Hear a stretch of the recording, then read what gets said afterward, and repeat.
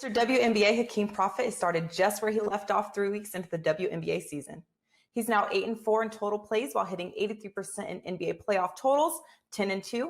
Ski's WNBA season is $269, which is now discounted down to $199. Plus, if you purchase this special before Sunday, you will get the rest of his NBA playoff totals for free. To get Hakeem Prophet's WNBA and his NBA totals through the finals, it would cost you $448. But right now, you can lock in all of these plays for just $199.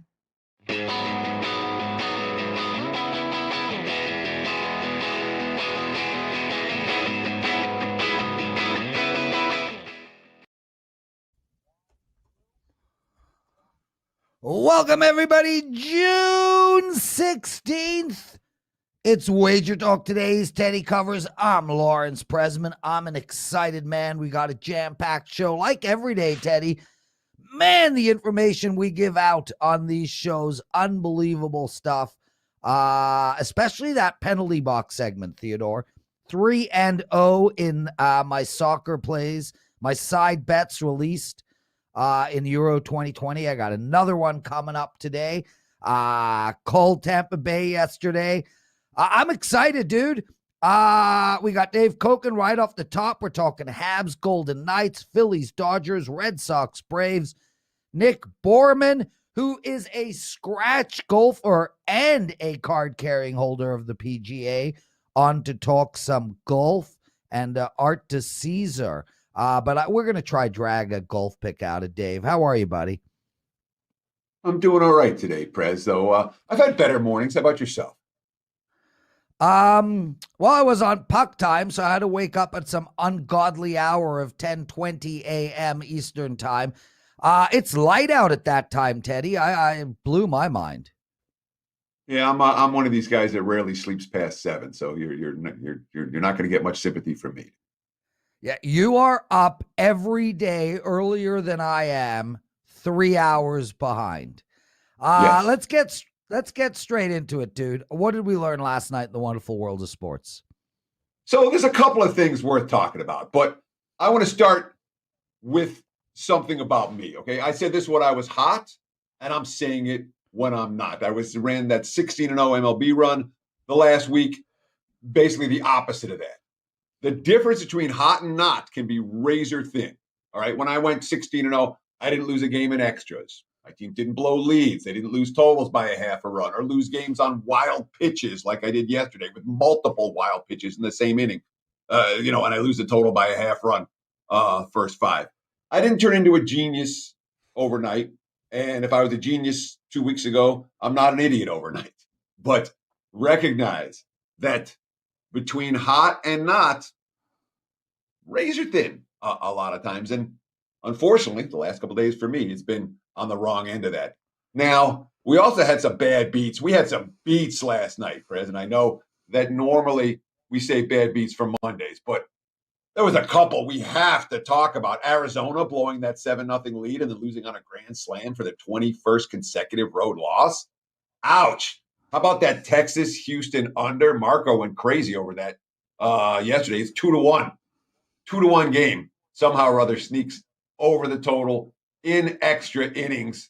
That was brutal. And of course, if you had the Bucks last night, I don't know. Let's say you had the good number, Milwaukee -1. That was a pretty rough second half as well. So some bad beats worthy of note, even on a day where we don't talk about them that much. Prez, how about you? What did you learn last night? Well, I learned Milwaukee is not going anywhere. Man, this team just gave up a hell of an opportunity. And it really feels to me, being a Toronto Maple Leaf fan and watching the Milwaukee Bucks, it feels to me like this team just lacks killer instinct. They just can't seem to get over the hump in these really important must-win games. I think Milwaukee's a fade for that last one, and then we'll call it a day. Other than that, I've been watching a lot of Friends lately, Teddy, and I saw that show live when it happened 700 years ago, but it's worth watching again, man. It just puts a smile on my face.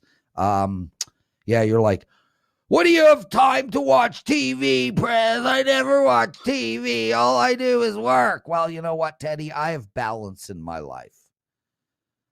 Okay. So when I first moved to Vegas, and Friends was hot back then, people used to say it looked like David Schwimmer, which I never necessarily thought was a compliment.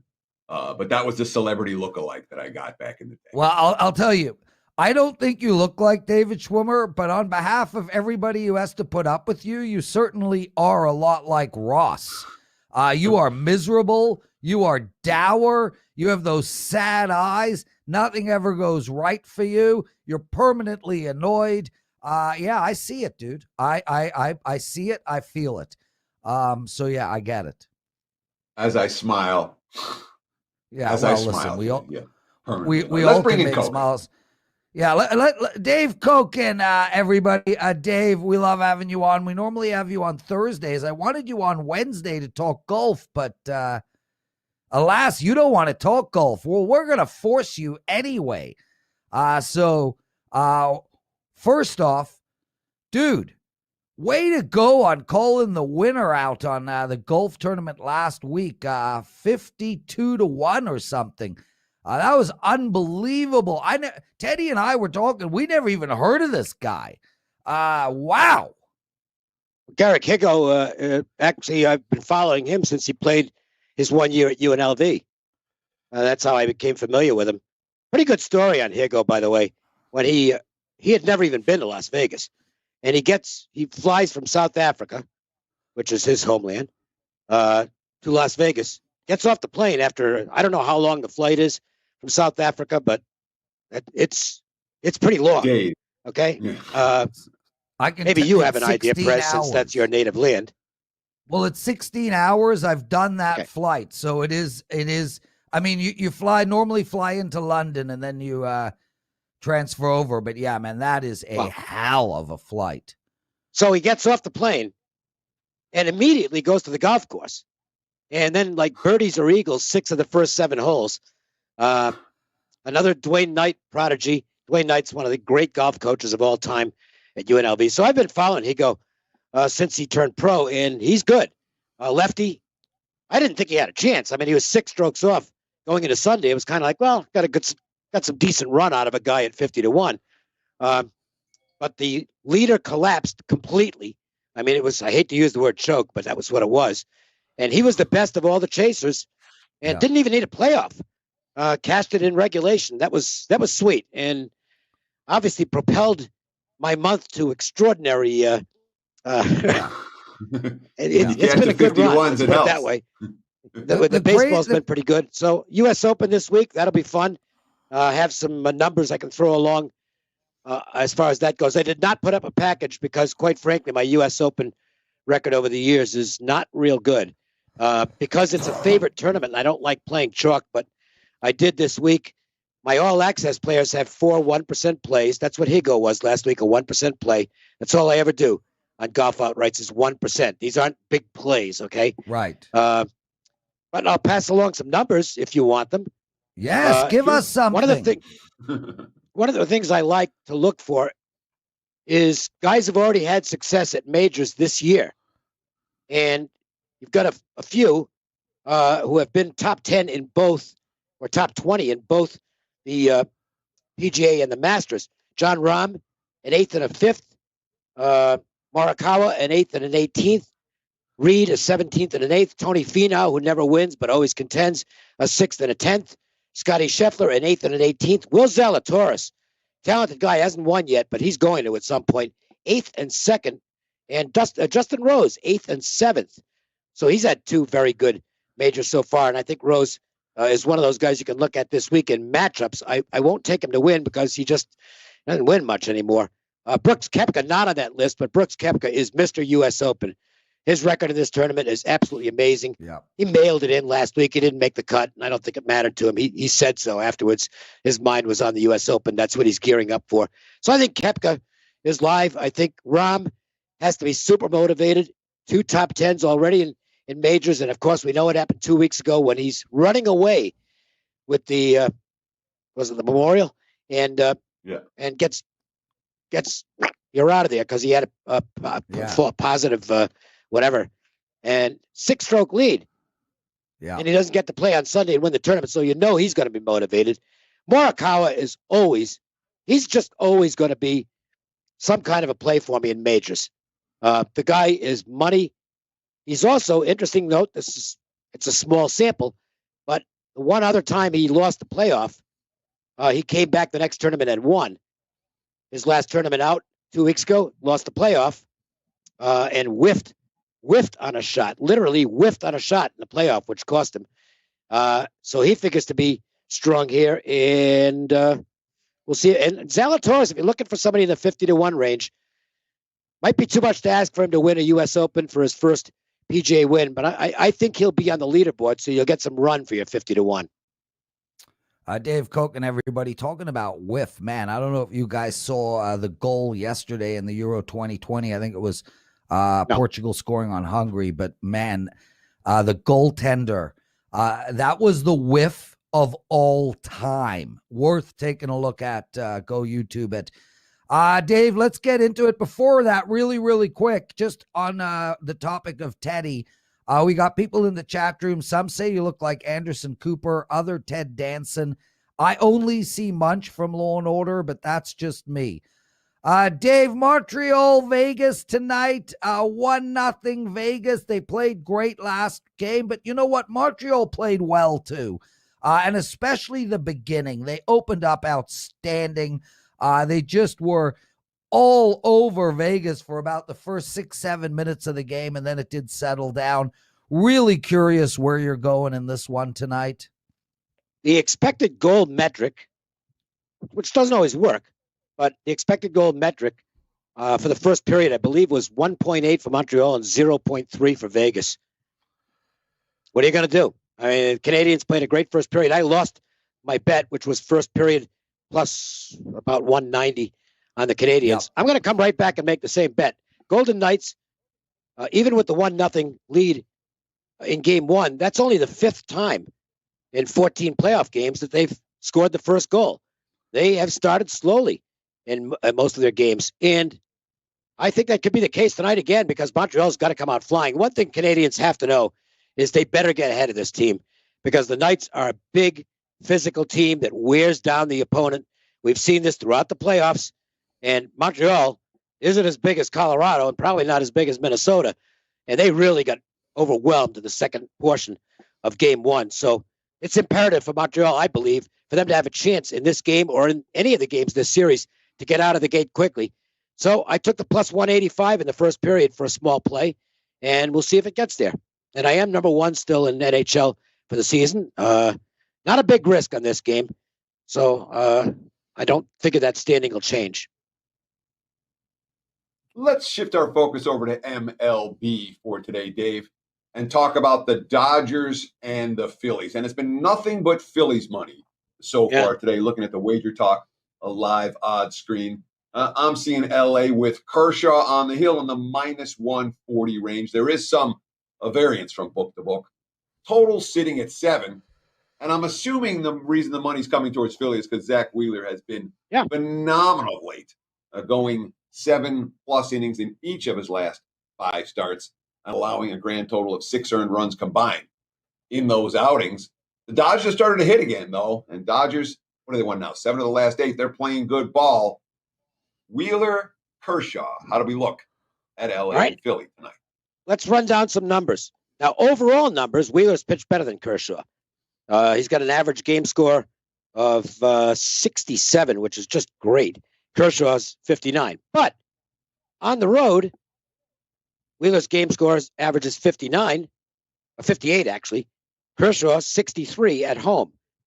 Wheeler's OPS surrendered on the road is 649, which is good. But Kershaw's is 599 at home. Philly, WRC plus on the road versus righties, versus lefties, 96. Dodgers at home versus righties, 125. Last 7 days, Philly WRC plus is 84. Dodgers is 141. All those numbers say Dodgers. Lines coming down. Value is becoming apparent to me on the home side here. I like the Dodgers. The Dodgers certainly running good of late. Let's talk about one more in MLB before we let you go, Dave. The Braves and the Red Sox. Wild 10-8 slugfest last night with Atlanta rallying from behind only to lose it again. Today, we're seeing the Braves in the minus 145, minus 150 range. Total sitting at 9.5. Richards and Anderson, what are we doing with this one? I wanted to talk about this game because Ian Anderson is on the list. The list being those pitchers with the highest spin rates. And these are going to be the most interesting guys to watch with the new rule that's coming into play. Now, I'm not suggesting by any means that Ian Anderson is doing anything to the ball. He probably is, because most pitchers do. In fact, at the minor league level, they all do. So basically, you've got, unless it's older pitchers, my guess is that most of the younger pitchers in Major League Baseball have been using tacky stuff since they turned professional, and maybe even before that. I don't know what the impact's going to be. On the list today of major spin rate guys, these are the highest spin rate guys who are starting today. Ian Anderson, Lucas Giolito, Griffin Canning, Cole Irvin, Garrett Cole, and Tyler Mahle. Now, I don't know what's going to happen today or in the future because the rule goes into effect next week, but it's going to be really interesting to see if there's a discernible impact and whether they lose velocity or whether something else happens. Look, Glasnow says that he had to grip the ball harder to have a good feel for it, and that's why he hurt himself. I'm not going to call him a liar.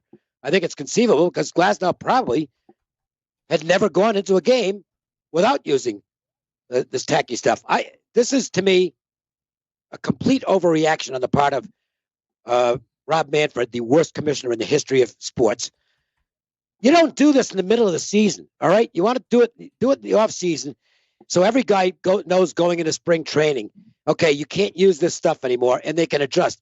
To do it on the fly in the middle of the season is stupid. It's going to result in more injuries. I am certain of that. I also think you're going to have an issue with control for some of these pitchers. And if I'm a hitter and some guy's throwing 95 miles an hour and doesn't know where the hell it's going, that's scary. You might get some more runs. I think you're going to get more problems than you want. But as usual, Rob Manfred doesn't think about anything first. It's hard to believe that somebody could make Bud Selig look like a rocket scientist, but this guy does. Worst commissioner ever. As far as this game goes. What about Gary Bettman? What's that? No, Gary Bettman, not even close. What? The NHL's, whether you like Bettman or not, the NHL's enjoyed great growth under him. Yeah. Okay? I don't think baseball hasn't. Baseball's revenues have grown, but the popularity has gone the other way. It's not as popular as it's been. They don't develop their stars at all.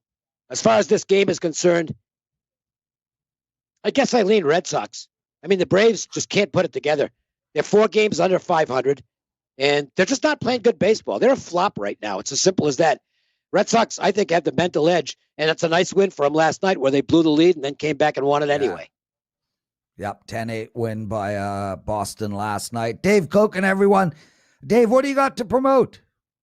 2 things. I have a free play that I just did a video for. You can follow me on Twitter at Dave Cokin, and you can see the video there, or just go to my WagerTalk homepage because it should be there. If it's not there yet, it will be shortly, wt.buzz/DC. I have a best bet tonight in baseball. That's my only other selection in baseball, and some really exceptional team data in this game, and that's why I'm playing this. It's a first 5 under, and I think it's going to win, so check it out now on my homepage. Outstanding stuff. Dave Cokin, everyone, thanks for joining us, man. Teddy, we got a lot still to go. Your big game breakdown, Nick Borrman talking some golf. Arthur DiCesare joining us, the penalty box segment.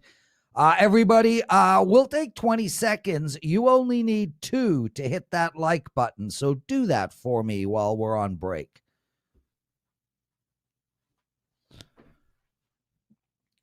Thanks, Dave. The WNBA Hakeem Prophet has started just where he left off 3 weeks into the WNBA season. He's now 8-4 in total plays while hitting 83% in NBA playoff totals, 10-2. Ski's WNBA season is $269, which is now discounted down to $199. Plus, if you purchase this special before Sunday, you will get the rest of his NBA playoff totals for free. To get Hakeem Prophet's WNBA and his NBA totals through the finals, it would cost you $448. But right now, you can lock in all of these plays for just $199.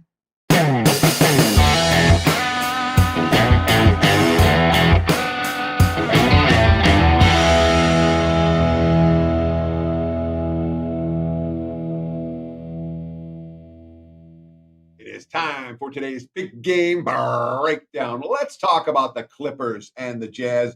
Crucial Game 5 showdown this evening in Salt Lake City. Right now, looking at the WagerTalk live odds screen, I'm seeing the Jazz -7, total in the 220.5/221 range. We have seen a whole bunch of money for Utah and a little bit of under money as well over the course of the overnight hours. The big news, obviously, Kawhi Leonard not going tonight for the LA Clippers. And without Kawhi Leonard, who is supposed to miss tonight, he may miss the rest of the series. And certainly after Kawhi and Paul George, I mean, they both scored 30 plus in each of the 2 wins to even the series, Game 3 and Game 4. But more than that, it was the Clippers defense that helped them rally back from that 2-0 deficit. When you read the quotes from the Jazz, Rudy Gobert, when we take tough shots, hard to get back, set our defense. We commit fouls, we give up layup, we give up threes. It's the cycle. We play the right way offensively, we play better defensively. Donovan Mitchell, well, they were just at a different level. We couldn't buy a bucket, and we just didn't guard. We've got to keep guarding. Bojan Bogdanovic, we got to stay connected, stay together. They won 2 games at home. Now we have to protect our home court. I don't love any of these quotes from Utah. I really don't. All right, they missed some shots. All right, they couldn't buy a bucket. All right, but when you hear we got to stay connected, stay together at this stage of the playoffs, that concerns me. All right, when you hear about complaints about how they're playing on both ends of the court, that concerns me.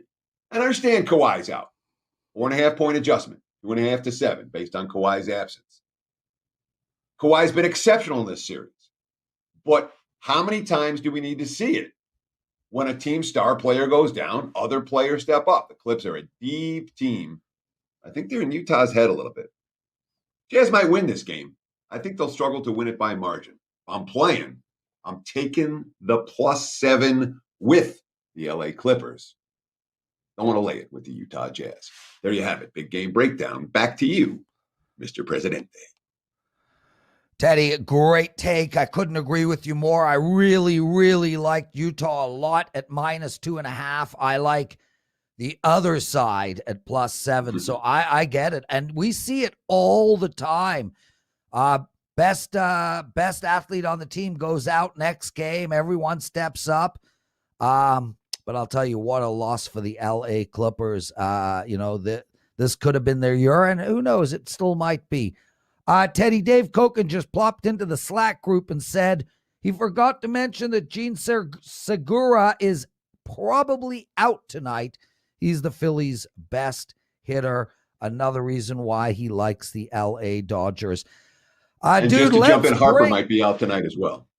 Bryce Harper could be out this season. Yeah. Great hair. Just wanted to lay that out there. Nick Borrman joining us. And Nick, last we spoke, your wife was carrying something in the oven. Where are we at with that? 2 months ago, she is miserable, man. She can't wait to get that thing out of her. More importantly, are you more miserable or less? So far, I'm hanging in, but ask me again next month. It could take a nosedive. Nick, look, I shot 100 last game out a couple of days ago. That's my regular score pretty much. I need to get a driver. I can't get under 90 without one. On your own, after the show, text me what driver I should buy. I will do that. Absolutely. Plenty of good choices for you. Okay, good.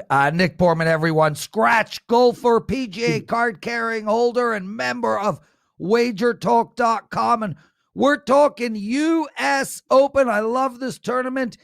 As a hacker, it's a great tournament to watch because we finally see the course get the better of the golfers. Torrey Pines this time around.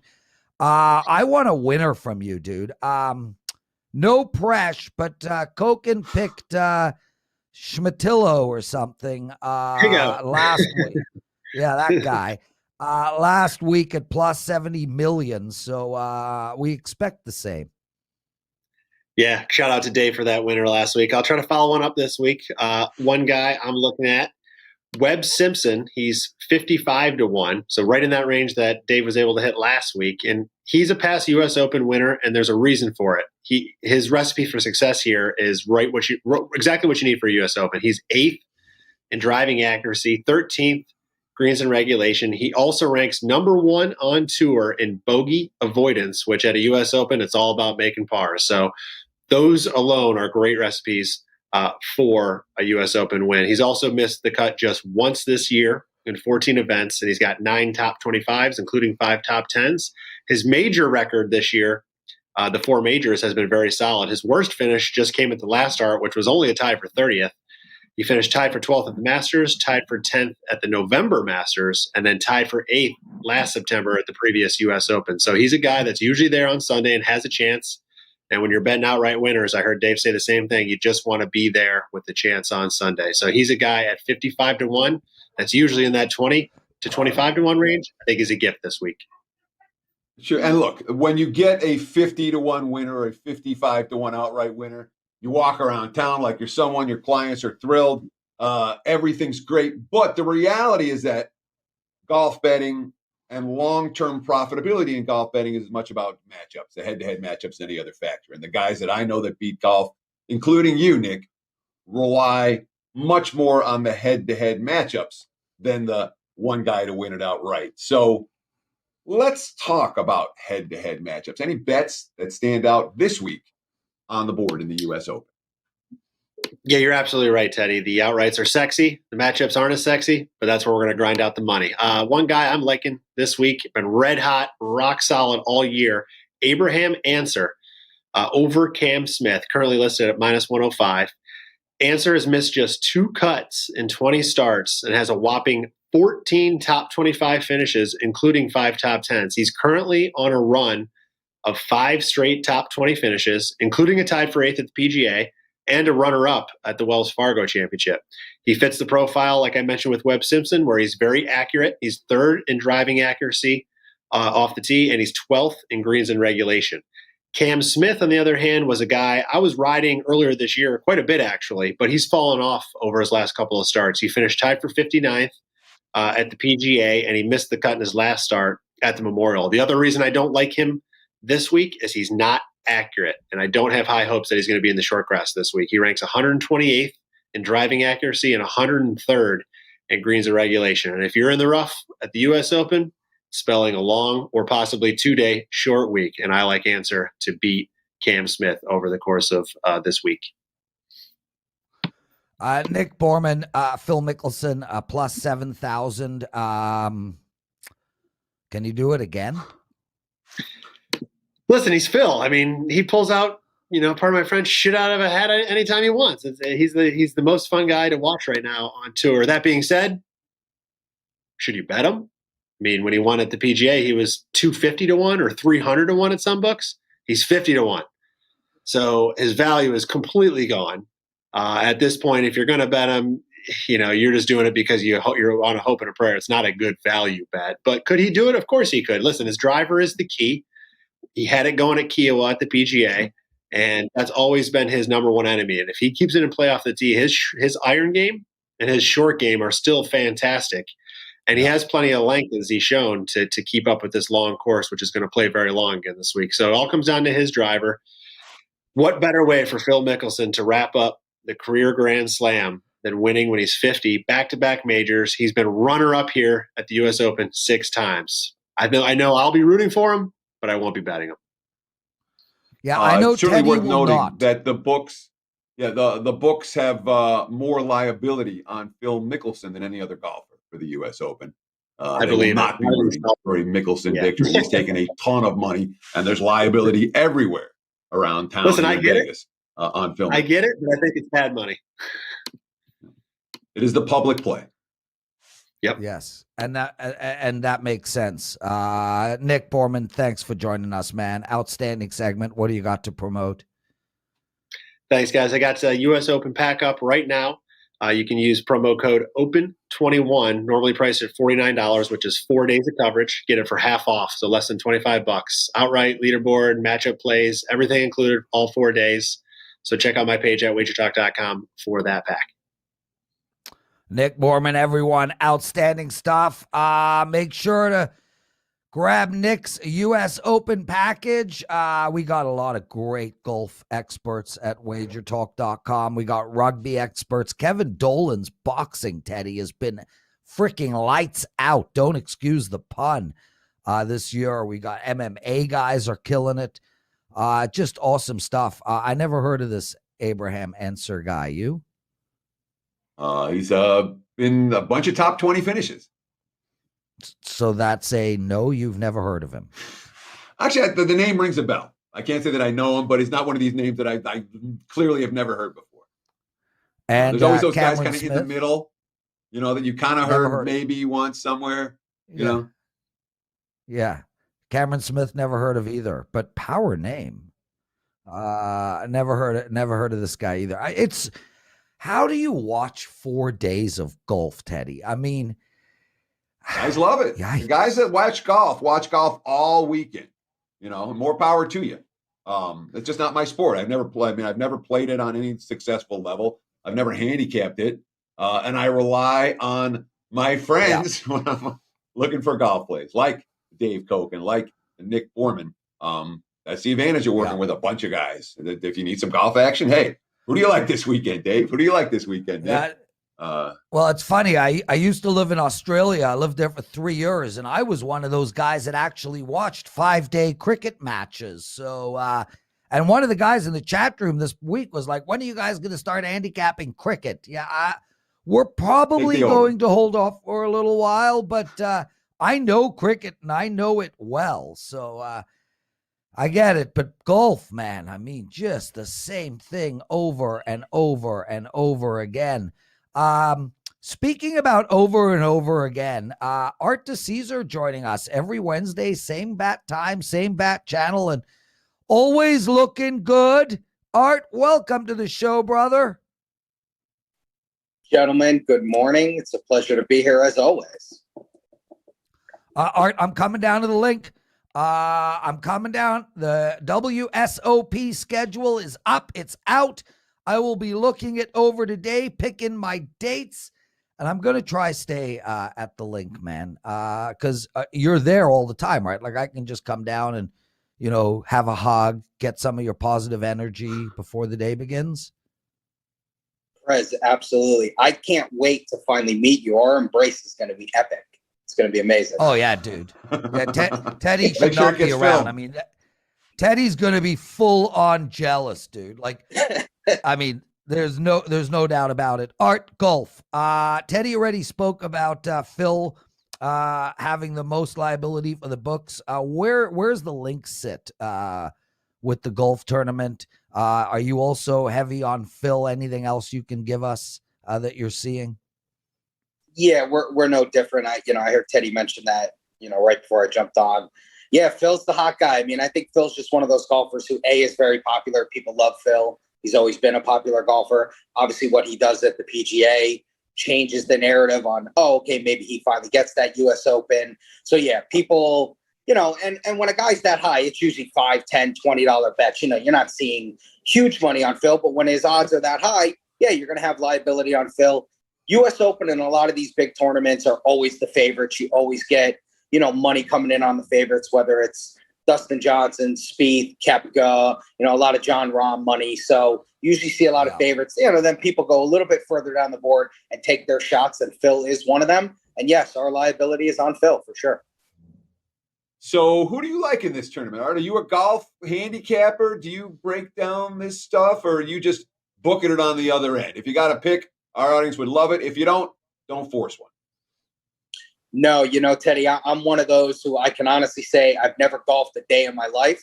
I got a million people in my life who are golf enthusiasts, including my brothers, my best friend. They're members of country clubs. They go and hack it up every weekend. Listen, I'm not against the golf. I love the golf, especially the big tournaments when they're on. I've never handicapped it. I've never put $1 on a golf tournament in my life. So I'm not going to throw anyone out there. That's just never been my cup of tea. Prez, you want to go here?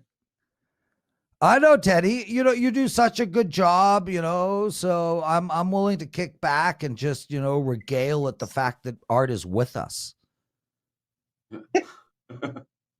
That's fair enough. So the Strip, I was down on the Strip a little bit this last week, and it was absolutely insane. It was as busy as I've seen it since New Year's Eve 2020. I mean, it's been, it's packed down there. Are you seeing that crowd, the increasing crowds, have a difference in your handle? Are you doing a lot more action than you normally would in June across sports?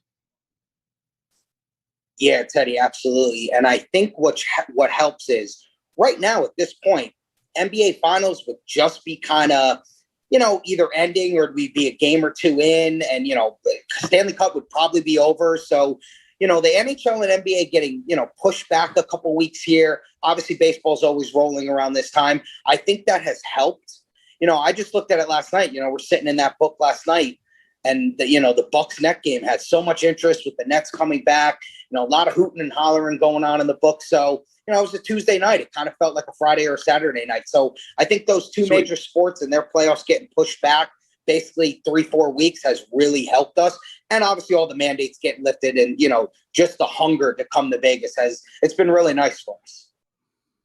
Art, I got a question, a follow-up to that. I know a lot of people over the years, they come down to Vegas, especially June and July. You have usually the rodeo conferences going on, and you have the CES and the World Series of Poker, and a lot of just bugger off, Teddy. A lot of these the rodeos guys in December, CES in January. Go on. Oh, I thought the rodeo's my favorite. He's right. time. He's right. Okay, I know I'm right. Well, whatever. I've gone to Vegas so many times it all freaking blends. Anyway, my question is, when people come down, so many of them walk up to your counter, take a $100 bet on their favorite team to win the Stanley Cup or the NBA championships or the Super Bowl. Now with all the opportunities to bet online inside of many different states, are you finding that those future bets that happen just because have slowed down a lot? Because I'm guessing they were free money for your sports book. Yeah, Prez, that's a really interesting question. I'll say this. The one that has never stopped is futures on Super Bowl. I mean, you see everybody every day come up to your sports book, wherever they're from. Oh, okay, let me throw $5, $10 down on my team. I mean, literally every day we are taking bets to win the Super Bowl. That's obviously the NFL. It's just always moving the needle. So we always get that. And especially when you have, these conferences come in, or any of these big, conventions, when a CES or any of these are in town, it's always people making Super Bowl bets. So yeah, maybe some of the other sports futures have kind of tailed off a little bit, but the NFL futures have not tailed off and never will. The NFL is king, Arthur DiCesare. However, no NFL games today. We got baseball, we got NBA, we got NHL. Let's start with the association with a pair of games tonight. Where are you seeing the action? Obviously, a huge line move based on the Kawhi Leonard injury for the Clips, but you guys made one big move on that. It didn't notch up, did it? And are you looking at liability? What are you looking at the liability-wise in the NBA for the season? Yeah, absolutely, Teddy. Obviously, the Kawhi news is huge. We had originally opened Utah -2.5, now sitting at Utah -7. I think you're going to see a lot of people now use Utah in a money line, use that as a parlay builder. You're going to see that a lot. I don't know how much they're going to say, I'm going to lay the 7, because I heard it in your big game breakdown. I would agree with you. I think the Clippers are still a great team. Listen, I get Kawhi is a top 3 or 4 or 5 player in the league, but now maybe there's some value at the 7. I think the Joes won't see that, and they'll probably still either lay the 7 or put the money line in a parlay. So it'll be interesting to see what happens on the rest of the day with that money. Sixers Hawks is a little bit more interesting. We opened Sixers -7. It did get to 6 for a second. We have it sitting at 6.5. This has obviously been a back and forth series. I think a lot of people have liked to take, the Joes I've seen who come into my book like taking the Hawks on the money line. I think, the youth loves Trae Young. Seen a lot of Trae Young fans. People are into him. It's a big, I don't know. There's just a lot of Trae Young people. Every time I'm talking to someone at the counter, they're taking his props. They like him on the money line or, just like the Hawks. So be interesting to see what happens with that. But that's a pretty big spread for a series that is kind of pretty even. So sitting at 6.5 right now with the Hawks and Sixers. Trae Young, a popular player prop selection. What about MLB for today? On Wednesdays, we have a lot of early start action. Do you guys get packed early in the book when you have daytime baseball, or does it take a little while for things to warm up in there? And are you seeing any significant action in baseball for today's card? No, Teddy, that's the beauty of the books early in the morning, usually during the summer with day baseball. You get people, if we open 9:00 in the morning, people are there 8:30, ready to go. They're ready to fire away. So yeah, the day baseball definitely helps the early, action for us in the book, instead of us just sitting around for a couple hours. But a couple of interesting big moves in baseball. Padres looking to avoid the sweep in Colorado, which is crazy to say, even though Colorado's been good at home. And, obviously San Diego's been terrible in June, 4-10. We opened at -165. Now it's 195. So a 30-cent move towards the Padres. See if they can avoid that sweep. We opened DeGrom at home, -340 against the Cubs. He's down -300. So you've seen some Cub money come in. Interesting. So those are the two big moves today in baseball. Art, let's talk hockey tonight. Vegas playing Montreal. Dave Cokin gave out Montreal in the first period at +190. I don't know. And I'm curious if your book, takes a lot of those first period bets. But what do you like tonight in the hockey game? Prez, when I look at the hockey game, Vegas -270 really hasn't moved off that number for us. Total went from 5.5 to 5. If you like the over, you got to pay -140. So you've seen a move on the total. And yes, of course, we take the first period bets, but most people are more apt to take the first period over under 1.5.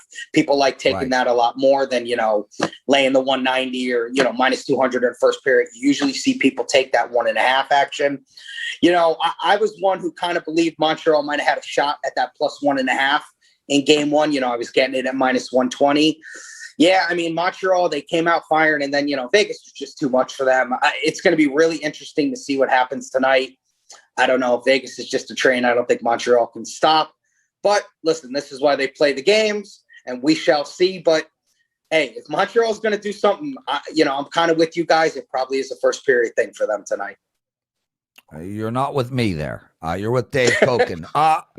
Art DiCesare, everyone. Art, awesome freaking stuff. Guys, make sure to follow Art on Twitter. He's such a great follow, at ArtDice21. What do you have to promote, my friend? As always, gentlemen, the LINQ, man. It's just, Teddy said it. He's been out on the strip recently. The strip is just popping off, guys. There's just a lot of funness down there, a lot of action. Anytime there's a night game going on, our fan caves are rocking and rolling. All these playoff games get a lot of people hooting and hollering. It's just been a lot of fun. Come check us out. We just have one of the best places to watch all the games on the strip. I'm always there to say hi and, talk you guys through anything you need to talk through. And, just come down and check us out at the LINQ, guys. Art, I want the honest answer to this question. How many people mention WagerTalk Today to you at the LINQ? Like, how often does that happen? Prez, I'm just going to tell you this, and this is the God's honest truth. I get it once a day. This is the God's honest truth. I'm being honest. I get it once a day. I really do. Now, I have people who come in who, I've seen on multiple bases, like, oh, loved you this week on the show. Always, hey, Teddy's the best. How do you deal with that Prez guy? He's psycho, this, that, the other. Yep. But I will say this. This is the God's honest truth. I've always said this. This is because how good you two guys are at doing what you do. And I really get it every day. I'm not lying. And I get a lot of people who I've seen as repeat watchers. And they're always like, love the show this week. Can't wait to see, So listen, it's just a credit to you guys, gentlemen. Well, if we're gonna get maudlin here, the fact is, Art, when people come see you in real life, and this is the truth about Arthur DiCesare, he's exactly like he is on air. Exactly. He's personable. He's easy to approach. He's easy to talk to. Go in and say hi to him down at the LINQ. Art, thank you so much for joining us today. And let's move to Prez in the penalty.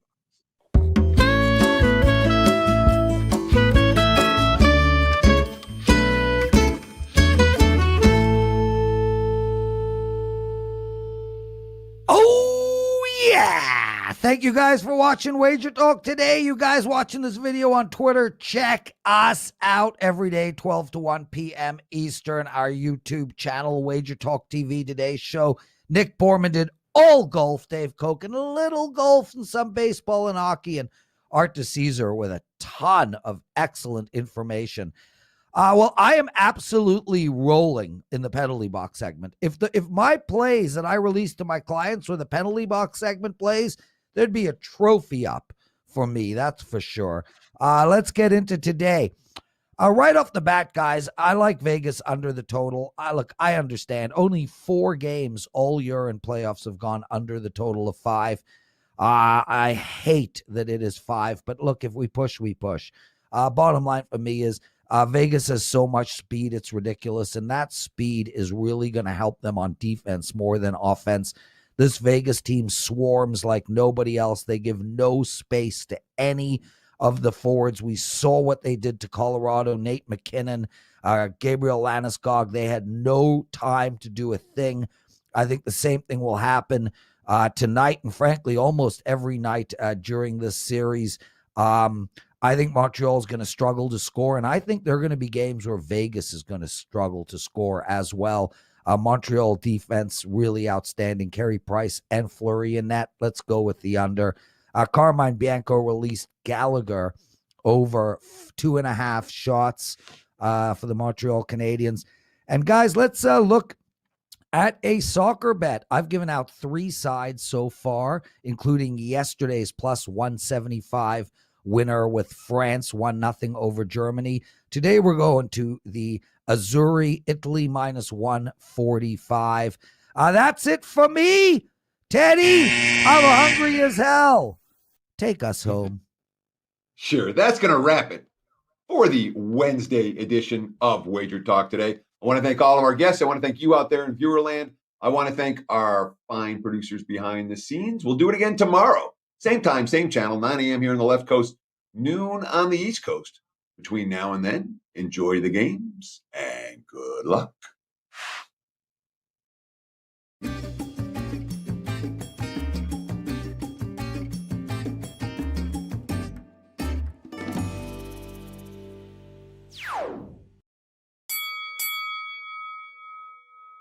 Over the past 365 days, if all you did was bet Kevin Dolan's boxing selections, you would be up plus 40% in profit.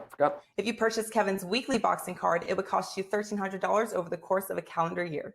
But for a limited time, we've slashed all that down to $199, saving you over $1,100.